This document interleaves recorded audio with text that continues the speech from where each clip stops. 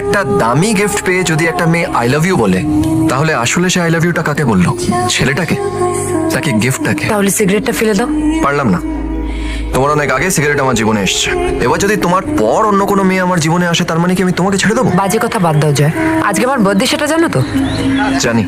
তাহলে তোমার থেকে একটা গিফট তো এক্সপেক্ট করতে পারি। ওইসব আমার কাছে নেই। একটা উইশ নিশ্চয়ই আছে, সেটা নিশ্চয়ই করতে পারো। এসব আমার আসে না।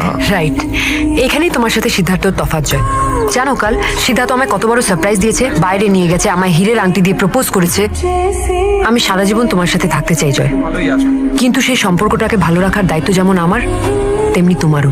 ও জোনাকে জন্মদিন একটা বিরাট সারপ্রাইজ দিয়েছে, একটা ডায়মন্ড রিং দিয়ে ওকে প্রপোজ করেছে। আমি তো কোনো গিফট, গ্রিটিং কার্ড বা একটা পাতি গোলাপ পর্যন্ত দিইনি। একটা দামি গিফট পেয়ে যদি একটা মেয়ে আই লাভ ইউ বলে, তাহলে আসলে সে আই লাভ ইউটা কাকে বললো? ছেলেটাকে নাকি গিফটটাকে? আমি গিফটটাকে বড় করে দেখি না স্যার, মানুষ